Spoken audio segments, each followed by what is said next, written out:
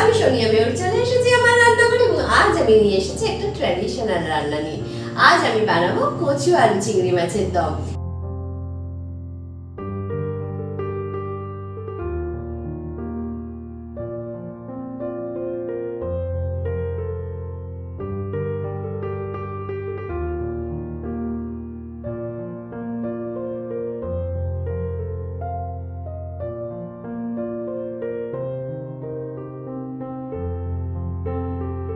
এটা খেতে ভীষণ সুস্বাদু। আমি নতুন গৃহিণীদের বলছি, একবার বাড়িতে ট্রাই করো, দেখবে হতাশ হবে না। তাহলে চলো ঝটপট রেসিপি দিকে যাই।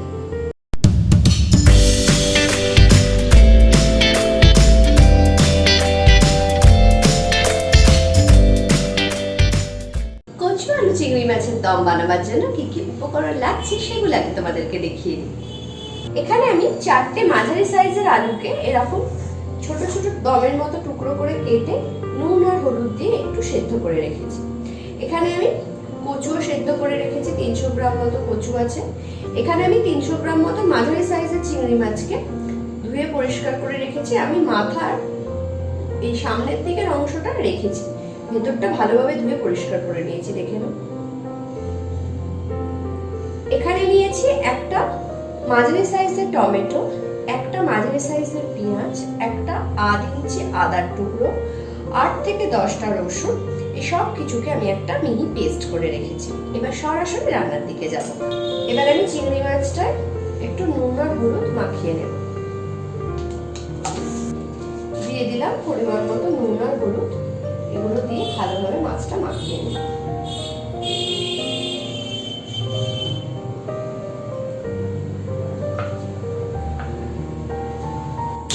গ্যাসটা অন করে দিলাম। চিংড়ি মাছটা আমার মিনিট 10 মতো নুন আর হলুদ মাখিয়ে রাখা হয়ে গেছে। সবার প্রথমে আমাকে মাছগুলো ভেজে নিতে হবে। দিয়ে দিলাম 2 চামচ সরষের তেল। তেল আমার ভালো মতো গরম হয়ে গেছে।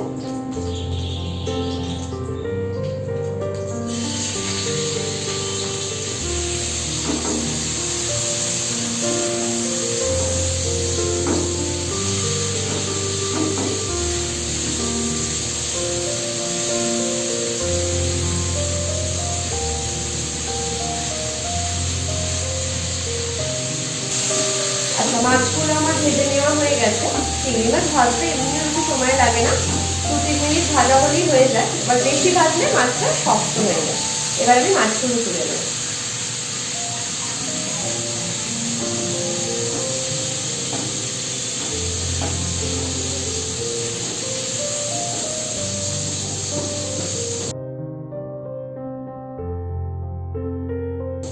আরো 2 চামচ তেল দিলাম, মানে মোট 4 চামচ আমি তেল ব্যবহার করলাম। এবারে আমি আলুগুলোকে একটু ফ্রাই করে নেব।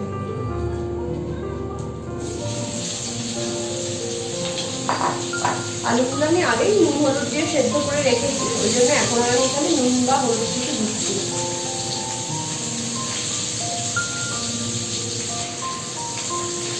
আলুগুলো আমার লাল লাল করে ভেজে নেওয়া হয়ে গেছে। এবারে আমি তুলে নেব।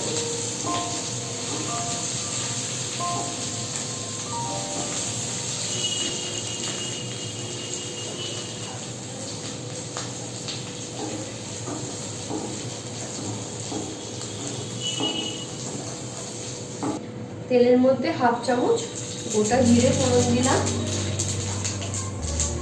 দিয়ে দিলাম 2টো শুকনো লঙ্কা।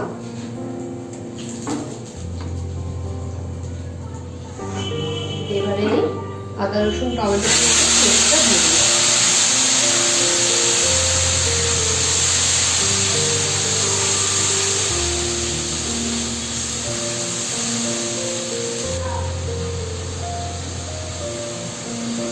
এই মশলাটা খুব ভালোভাবে কষিয়ে নিতে হবে। কষানোর উপরেই কিন্তু পুরো তরকারির টেস্টটা নির্ভর করছে।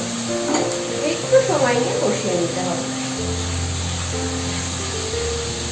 দিয়ে দেব 1/2 চামচ হলুদ গুঁড়ো, 1 চামচ লাল লঙ্কা গুঁড়ো, 1/2 চামচ জিরে গুঁড়ো, খুব সামান্য একটু জল দিয়ে দেব। দিয়ে দেবো স্বাদ অনুযায়ী নুন আর চিনি। চিনি আর নুনটা তোমরা তোমাদের টেস্ট অনুযায়ী দেবে। নুনটা অবশ্যই বুঝে দেবে, কারণ কচু আর আলু কিন্তু আমি নুন দিয়ে সেদ্ধ করেছিলাম বলে ক্ষেত্রে বুঝে দিয়েছি। তোমরাও নুন দিয়েই সেদ্ধ করো, তাহলে সেদ্ধটা ভালো হয়, নরম হয় সবজিটা। নুনটা বুঝে ব্যবহার করতে হবে। মশলাটা আমার খুব ভালোভাবে কষানো হয়ে গেছে। এবারে ভেজে রাখা আলুগুলো দিয়ে দেবো।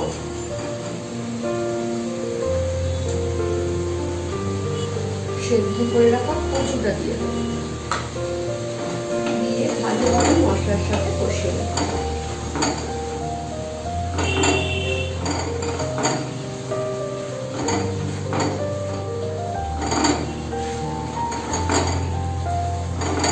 আমার এটা ভালোভাবে কষিয়ে নেওয়া হয়ে গেছে। এবারে দিয়ে দেবো জল। এখানে আমি 1 কাপ মতো জল ব্যবহার করেছি। ভালোভাবে মিশিয়ে দিতে হবে।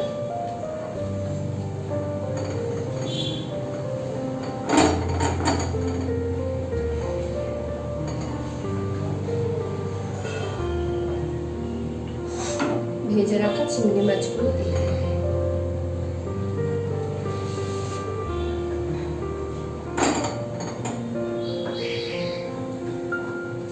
ঢাকা দিয়ে হতে দেব 10 মিনিট। ঝোলটা আমার অনেকটাই শুকিয়ে গেছে। আমার রান্না প্রায় শেষের পথে। দিয়ে দেব 1 চামচ ঘি,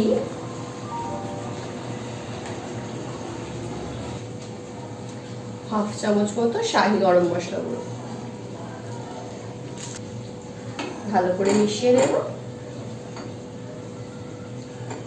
রান্না আমার কমপ্লিট।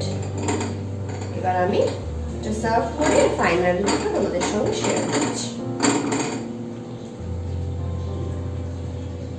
গ্যাসটা অফ করব।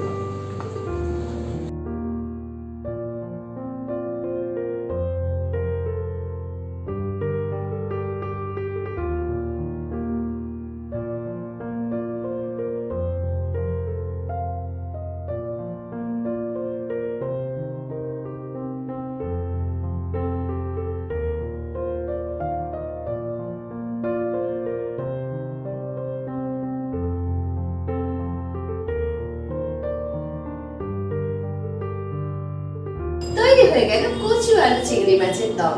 দেখলে তো রেসিপিটা কত ইজি, ভয় পাওয়ার কোনো কারণই নেই। তাহলে ঝটপট রেসিপিটা বানিয়ে ফেলো। যদি ভালো লাগে অবশ্যই আমাকে কমেন্টের মাধ্যমে জানিও, আর একটা ছোট্ট করে লাইক দিয়ে দিও। আজকের মতো এই পর্যন্ত। কালকে আবার হাজির হয়ে যাবো আমার মনের মতো একটা রেসিপি তোমাদের সঙ্গে শেয়ার করবো বলে। ভালো থেকো, সুস্থ থেকো, ধন্যবাদ।